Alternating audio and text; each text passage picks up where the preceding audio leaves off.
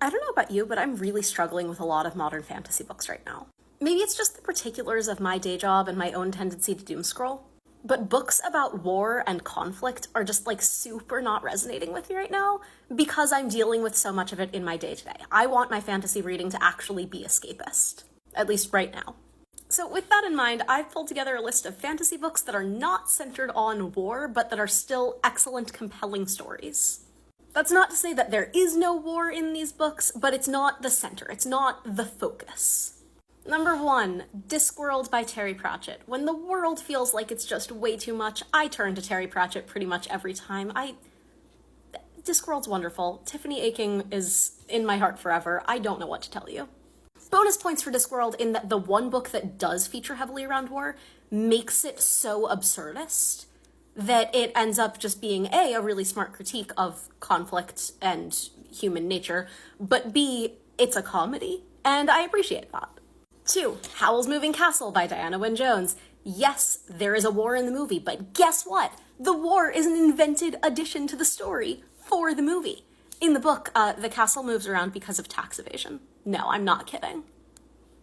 Number 3, Tamora Pierce. Tamora Pierce. Tamora Pierce. Read all of the Tamora Pierce, please. I'm begging you.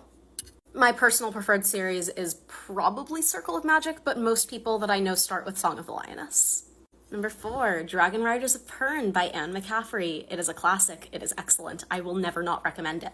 Number 5, and I hesitate to recommend this one because of the religious extremism element, which is super present in our world, but nostalgia is forcing me to put it on this list, and that's His Dark Materials by Philip Pullman.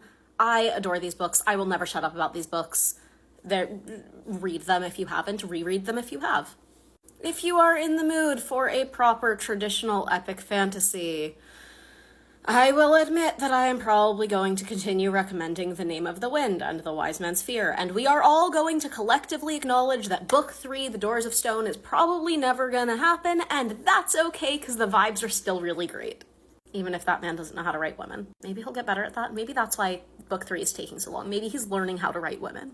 Number 7, if you want really excellent, well-written women, Gail Carriger's Parasol Protectorate and Finishing School and all the rest, they're just like a really great, fun, steampunk fantasy vibe. Like, it's everything. Please, read it. You get werewolves. You get vampires. You get all kinds of other paranormal nonsense. Also, Finishing School is a school for assassins. And there's great hats and great fashion. Like, come on. If you haven't read it, what are you doing? If you're looking for something that's a little bit more wistful and nostalgic, number 8 for me is The Golem and the Jinni by Helene Wecker. I adore this book. I will probably never stop recommending this book.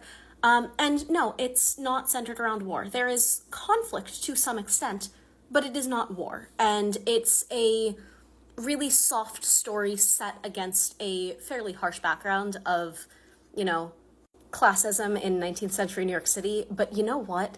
It's so beautifully done. Please read it. Number 9, this is cheating a little bit because for me, these are books that I reread every single October. But now is the time to get into Erin Morgenstern if you haven't already, especially if you're feeling a little bit burnt out on the big scale conflicts of epic fantasy. The Night Circus is, I think, one of my favorite small scale fantasies. And I have a deep-rooted affection for The Starless Sea. They're not really traditional storytelling. If you go into it looking for a story with a set beginning, middle, end, you're probably going to be disappointed. But if you go into it looking for vibes and character and atmosphere, there is nothing better. And number 10, this is kind of an odd one. If you haven't read The Gracekeepers by Kirsty Logan, if you haven't gotten into Kirsty Logan in the first place, her books are fantasy, but they're a very different kind of fantasy. They're that sort of soft, atmospheric fantasy where there is conflict, but it is usually not large-scale, multi-generational war conflict. And it's, again, that really deep focus on character development and just seeing what characters would do in different scenarios and looking at what atmosphere can do to a plot. And I really love The Gracekeepers. I think that more people should read it. I am forever astounded that more people haven't heard of it. Anyway, there you go. 10 books that I do qualify as legitimate fantasy books that are not focused around war and that are really great for just a cozy rainy afternoon. Hope you enjoy them.